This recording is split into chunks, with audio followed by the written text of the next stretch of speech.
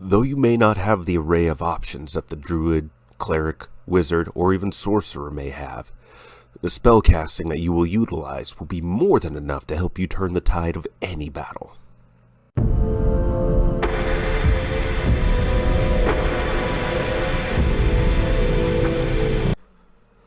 Hello everyone, and welcome back down here to the Gamer's Den with me, your host, Jordan, your master of lore and storyteller extraordinaire. Going on with the Pathfinder 1st Edition Ranger build guide, we are taking a look at their spell lists now. But before we get into what exactly I have on selection for you here today, if you're new here to the channel, then go on down to hit that subscribe button. Or if dashingly awesome folks such as yourselves have made yourself known on such a legendary roster of adventurers, then go on down to hit that like button and share the video far and wide to help us grow ever further. But now, let's go ahead and get into this spell list. So the first one on this list today is an absolute must-have, no matter what build you're going for. It is an absolutely essential component for you, and that's Gravity Bow.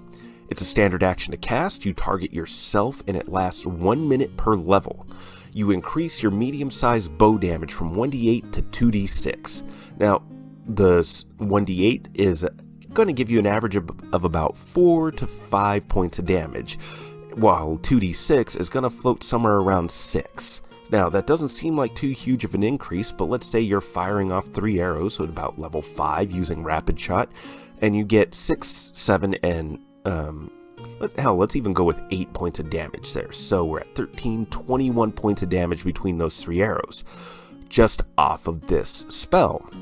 Versus, say we roll 3 d8, 1d8 for each attack, and we get a 4, 5, and let's go with another 5 just because it's a d8. And we're gonna be floating around 14 points of damage. So that's a fairly significant increase right there off of some fairly average die rolls, before we even begin to add in things like Deadly Aim on top of it, which are going to be giving us another 3 points of damage. So with Gravity Bow, the 2d6 that the number array that I rolled out there in my head will go up to 30 points of damage, and really significantly just absolutely put on the hurt for whatever target you may be shooting at. And at level 5, 30 points of damage, if that doesn't kill the target that you're hitting, they're definitely going to be softened up for you by the time you close to melee with them. And the next spell is definitely one that's useful, but not something that will be long used in your spell list, but it's worth bringing up, and that's Magic Fang. It's a standard action to cast. You target a living creature that you touch, and it will last 1 minute per level. And this will give the target creature a +1 enhancement bonus on attack and damage rolls, and it can be made permanent. The only thing is that this is a spell that will be quickly replaced for you, but its primary use will be taking your animal companion and helping their natural weapons count as magic weapons. So they'll be able to overcome those early level damage reductions, and the +1 to hit and damage is also nice as well. Not great, but not bad. It's something that will be replaced later once you get a better version. And then the next spell on offer for you that you definitely should have in your spell list is Resist Energy. It's a standard action, target the creature touched, and it will last 10 minutes per level. And you select acid, cold, electricity, fire, or sonic damage. The creature touched will gain 10 energy resistance against the selected type. It overlaps, but doesn't stack with Protection from Energy. So, Protection from Energy gives you a set point value that it absorbs. Resist Energy will just flat out give you a resistance. So, Protection from Energy will get used up first, and then you have Resist Energy back behind it as a backup player. The spells don't cancel each other out, but one will be used up first before the other. And then the next spell is Longstrider. Longstrider is another standard action self-targeting spell, and it lasts an incredible 1 hour per level, and it gives you a +10-foot bonus to your standard movement. So it won't affect anything like burrow, climb, or fly, any of those kinds of movement.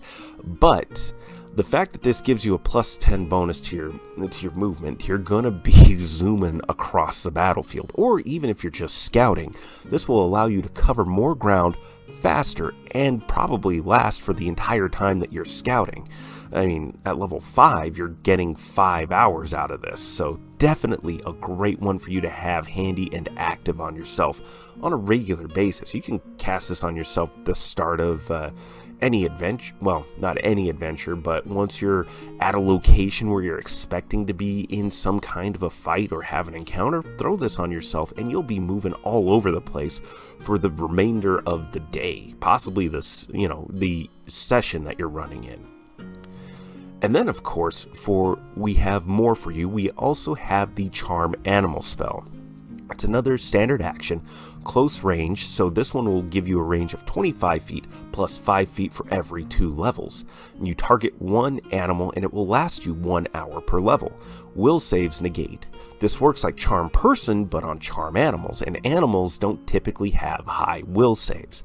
So, on the one hand, kind of nice. It lasts a great long time, plenty of time for you to make friends with an animal that might otherwise be incredibly hostile to you. And this is probably going to work more often than not, just because animals have low will saves. The reason this spell doesn't rank higher, though, despite how well it fits for a ranger, is that animals aren't really going to be what you spend a lot of time fighting. It's going to typically be things like humanoids, magical beasts, aberrations, some form of outsider, and undead. These are the kinds of things you're probably going to be fighting, and Charm Animal is not going to typically work on them. Or, if it does, you're going to be using this on creatures with better will saves, so they're more likely to overcome it. So, it is useful, it's thematically appropriate, but it's not broadly useful enough to be ranked higher.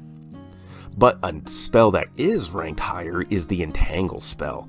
This is another standard action to cast, however it has an incredibly long range, at 400 feet plus 40 feet per level. And it has a 40-foot effect radius, and it will last 1 minute per level, so likely for an entire combat encounter, and then some.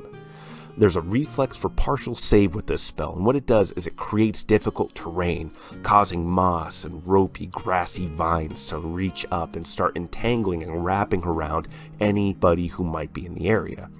And any creature that ends up that fails their save will stop moving and become entangled, which inflicts 1/2 speed, -2 to attack rolls, -4 dexterity, and a DC 15 plus spell level concentration check required to cast successfully. Now, any full spellcaster worth their salt is likely to overcome that and pretty readily make that concentration check, but it is an additional roll that they have to make to try to cast, and at some point somebody will fail, so any layer of difficulty you can throw on people is going to be nice. And the fact that this has such a broad area means that this is going to catch several opponents for you and will be your go-to battlefield control spell probably for quite some time, especially as a first level spell. So definitely something you want in your repertoire. And there are plenty of other spells that you'll want to take a look at. Spells like Cure Light Wounds, which you may not have in your on your spell slots with any kind of regularity, but just having it in your list means that you can make use of something like a Wand of Cure Light Wounds. It is literally the best bang for your buck, especially for, the spell level and everything. So using that to help heal your allies, to help supplement that healing for after a fight, will be massively useful and helps you fill in another role. And this takes pressure off of the Druid, the Cleric, whoever else might have access to divine spellcasting. I believe the Witch also has this on her spell list. So being able to help supplement and chip in on that definitely expands the range of utility and usefulness that you have, making you an incredibly effective character. And of course there are plenty of spells to want to avoid, but some of that comes down to just the situational nature of the spells, or on occasion how mechanically ineffective they might be, like a lot of the summon animal spells are. But what do you think? Go on down to the comments below and let me know your thoughts. Do you agree with me today? Do you like this spell list, or is there anything you might add or change? Go on down to the comments below and we'll engage in discussion. And if you're new here to the channel, then go on down to hit that subscribe button and become a regular member here at the Gamers Den. And remember to like and share the video to help us grow ever further. But with all that said, I've been Jordan, your Master of Lore and Storyteller Extraordinaire. Thank you all so very much for your time, and you all have yourselves a good night.